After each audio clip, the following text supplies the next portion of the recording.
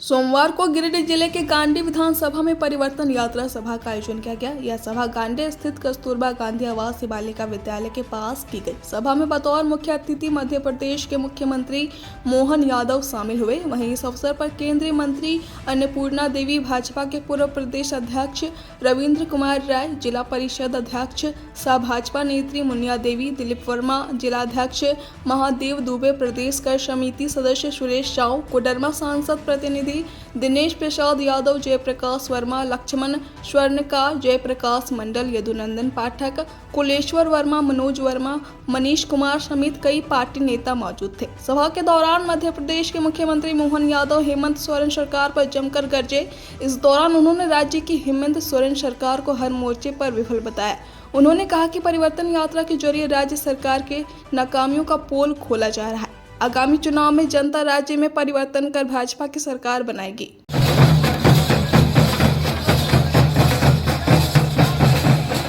लगाया और ये धमकारे से अपने आप ध्वनि निकल के आ रही है।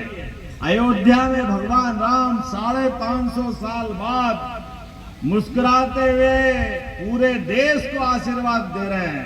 अभी तो कृष्ण कन्हैया बाकी है कि नहीं बाकी है?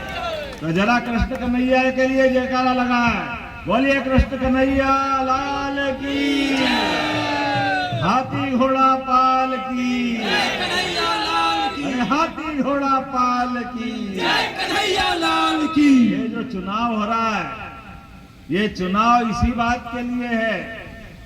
चुनाव में हम केवल निगाह दौड़ाएं, सबके सामने आपको इनके कच्चे चिट्ठे दिख जाएंगे जो अभी अपने सामने आ रहा है। हमने हर काल हर युग में, भगवान कृष्ण के काल में भी हमने सबने देखा, भगवान कृष्ण ने अपने जीवन के पहले से उनके माता पिता ने कितने कष्ट उठाए, कितनी तकलीफ उठाई। उसके बाद भगवान कृष्ण का प्रादुर्भाव हुआ तो सबसे बड़ा काम कंस को लगा था, मैं बहुत ताकतवर हूं, बहुत पैसे वाला हूं, सबको मार सकता हूं, सबसे निपट सकता हूं। चिंता मत करो, ये शिबू सोरेन भी उसी मार्ग पे है। ये परिवर्तन यात्रा भगवान कृष्ण की जयकारा करने वाली है। अब इनके दिन भी गिनती के हैं। ये परिवर्तन यात्रा परिवर्तन करके रहेगी। जोरदार ताली बजाए, अभिनंदन करें अपने संकल्प का। परिवर्तन यात्रा कहते ही एक संकल्प धारण करना पड़ता है और संकल्प इस मामले में और मायने रखता है। आप केवल तुलना कर लो पिछले चुनाव की। इसी जगह पर, इसी विधानसभा में हमारे विरोधी दल के नेता ने अपनी पत्नी को चुनाव लड़वाया, झूठ बोल के वोट ले लिए कि भाई हमको वोट दिलवाओ, इनको मुख्यमंत्री बनाएंगे। वही मुख्यमंत्री बने ना बनाए, केवल झूठ बोलना। अरे बताओ, कोई का प्रदेश का कितना बड़ा दुर्भाग्य होगा। हम सब वोट देते हैं, सब अपने घर की रोटी खाते हैं। कोई जो शिबू सोरेन के परिवार से, हेमंत सोरेन के परिवार से कोई टिफिन आता है किसी के घर पे? आप इतने जने बैठे, किसी को टिफिन आता है? किसी को अपने घर की खाते कि नहीं खाते? आप वोट देते हो और वोट देके सरकार बनाते हो, और सरकार बनाने के बाद कितना शर्म आती है अपने को, अपने आप पे। हमारे वोट से बना हुआ मुख्यमंत्री अपने कुकर्मों के आधार पे जेल जाता है। ये दुर्भाग्यपूर्ण बात है कि नहीं है? इससे बड़ी दुर्भाग्य की बात क्या होगी? और बेशर्मी तो और ज्यादा, सरकार में रहते हुए काम करना आता नहीं। ये इतना बड़ा प्रदेश झारखंड, जिसमें विकास की अपार संभावना है, और हमारे भोले भाले और भले लोग जो विकास के लिए उम्मीद पालते हैं, लेकिन सबको निराशा आती है और दुर्भाग्य से आदमी जेल जाता है, और जेल जाने के बाद इतनी बेशर्मी से वापस आ जाते हैं और फिर मुख्यमंत्री बनते हैं। जनता दो रोटी अपने घर का खाती है। अब की बार कोई झांसे में आने वाली नहीं है। बोलो, आने वाली है क्या? सबका संकल्प है। झूठ के भूत के पांव जैसे नहीं होते हैं, ऐसे ही झूठ के पांव नहीं होते हैं। ये कुछ भी बोले, कुछ भी कर ले, जनता इनको जान चुकी है। इसलिए मैं आज के इस परिवर्तन यात्रा में मध्य प्रदेश की धरती से आपके बीच आया हूं और आप अंदाज लगाओ इस बात का, झारखंड में किस बात की कमी है। झारखंड तो अगर ढंग से चलते तो यशस्वी प्रधानमंत्री के आशीर्वाद से सभी राज्यों का भला हुआ, लेकिन ये तो इतने बड़े वाले हैं, इनके अपने अहंकार, इनका अपना घमंड, इनके अपने कार्य प्रणाली, ये झारखंड के विकास के लिए तो एक बार भी दिल्ली के साथ चलने को तैयार नहीं हुए, उल्टे काम करने लगे। और मुझे इस बात का बड़ा दुख है कि जैसे कर्म करोगे वैसा फल देगा। ये हमारा हजारों साल का पुराना धार्मिक दृष्टि से हम सब समझते हैं भाव कितने प्रेम से आता है। और आज इस अवसर पर हम सब जानते हैं यशस्वी प्रधानमंत्री श्रीमान जोरदार ताली बजाओ नरेंद्र मोदी जी के लिए, जिनके कारण से हम सब न केवल देशवासी कोई सा क्षेत्र नहीं छोड़ा, एक ऐसा बेदाग निर्विवाद दुनिया के सबसे बड़े गणतंत्र का हमारा नायक यशस्वी प्रधानमंत्री, जिनके लिए हमारे देश के तो ठीक है, दुश्मन देश के लोग भी कहते कि काश नरेंद्र मोदी हमारे देश का नेता होता।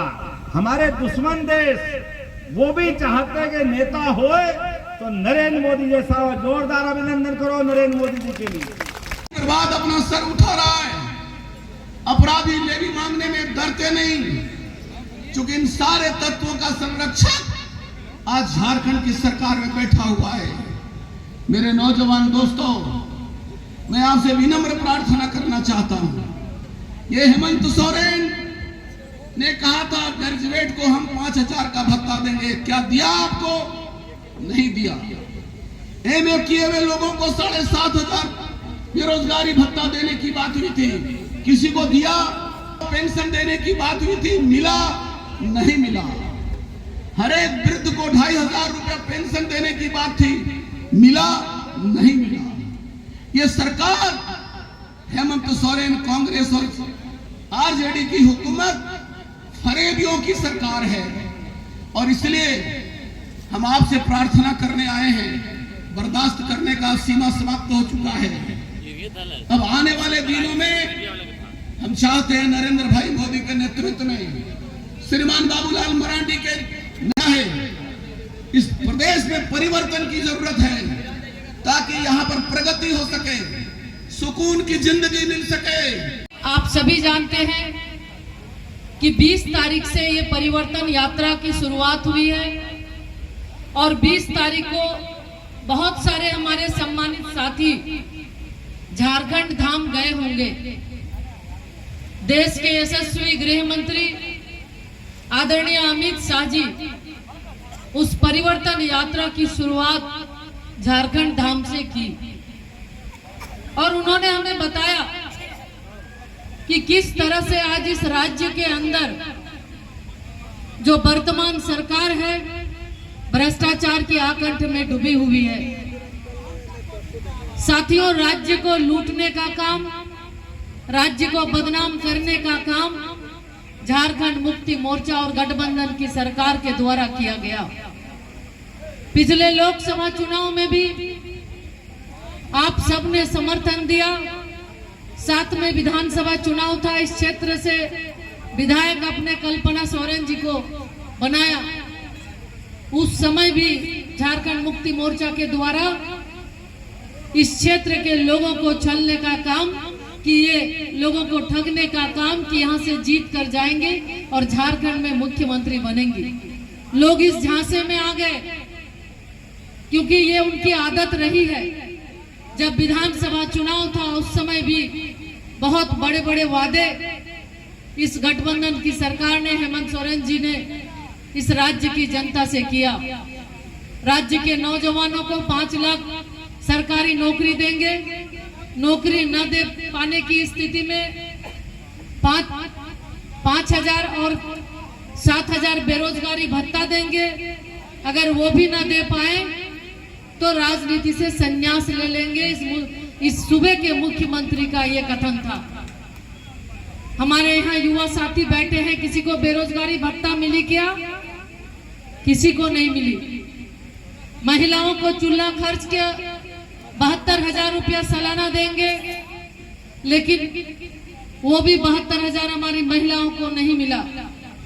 आज जब चुनाव उनके सर पे है, तब महिलाओं की, बहनों की याद उन्हें आई और 1,000 रुपया मैया सम्मान के रूप में वो अभी लोगों को लुभाने के लिए हमारी महिलाओं को वो दे रहे हैं।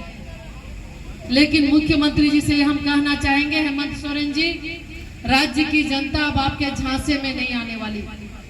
जिस तरह से प्रदेश को आपने बदनाम किया, जल जंगल जमीन की बात करने वाले, इस प्रदेश को बदनाम करने का काम, छलने और लूटने का काम आपने किया है। अब राज्य की जनता समझ गई है कि डबल इंजन की सरकार के क्या फायदे हैं। आदरणीय मुख्यमंत्री जी मध्य प्रदेश के हमारे बीच है। केंद्र में भारतीय जनता पार्टी की सरकार, एनडीए की सरकार, और मध्य प्रदेश में भी भारतीय जनता पार्टी की सरकार। जहां डबल इंजन की सरकार होती है, तेज गति के साथ राज्य का, प्रदेश का विकास होता है। साथियों, पूर्व में भी 5 वर्ष पूर्व भारतीय जनता पार्टी की सरकार इस झारखंड प्रदेश में भी थी। माननीय रघुवर दास जी के नेतृत्व में सरकार बनी थी। आप देखें कि लगातार राज्य विकास के तेज रफ्तार के साथ आगे बढ़ रही थी। झारखंड का एक अलग पहचान राज्य पूरे देश के अंदर बना था, और आज जब से ये सरकार बनी, लगातार लोगों को निराशा हाथ आई। बड़े बड़े वादे करने के बाद इस सरकार के द्वारा कोई भी कुछ भी प्राप्त नहीं हुआ। इसलिए आप सबसे ये आग्रह करने आए हैं कि आप सब लोग लोकसभा चुनाव में भारी बहुमत से आपने जिताया। देश में तीसरी बार आदरणीय प्रधानमंत्री श्री नरेंद्र मोदी जी के नेतृत्व में एनडीए की सरकार आपने बनाई, आपने आशीर्वाद दिया। आपने देखा कि 100 दिन के अंदर 15 लाख करोड़ से ज्यादा राशि की विभिन्न योजनाओं की शुरुआत माननीय प्रधानमंत्री जी ने की। उन्होंने वादा किया था 70 वर्ष से ऊपर सभी को आयुष्मान योजना का लाभ देंगे, उन्होंने उसको भी पूरा किया। आंगनवाड़ी बहनें, सेविका सहायिका हो या आशा जो सहिया दीदी हैं, सबको आंगनवाड़ी, सबको आयुष्मान भारत से जोड़ने का भी निर्णय उन्होंने लिया है। इसके साथ साथ प्रधानमंत्री आवास योजना के तहत 3 करोड़ और आवास देने की भी बात केंद्र सरकार ने, उन्होंने निर्णय कर लिया है। जो प्रधानमंत्री जी जो वादा करते हैं, जो गारंटी देते हैं, उस गारंटी को पूरा होने की भी गारंटी है। और मोदी जी ने पिछले 100 दिन के अंदर उन सारे गारंटी को उन्होंने पूरा किया। 1 करोड़ शहरी और 2 करोड़ ग्रामीण क्षेत्र में आवास देने का उन्होंने निर्णय लिया है, और ये काम शुरू भी तेजी के साथ शुरू भी हो रहा है। साथ ही साथ भारत सरकार के माध्यम से लगातार राज्य, चाहे कोई भी राज्य हो, हर एक राज्य में अभी प्रधानमंत्री ग्राम सड़क योजना के माध्यम से 49,000 जो बसावटें हैं उसको भी जोड़ने का काम इस बार अभी स्वीकृत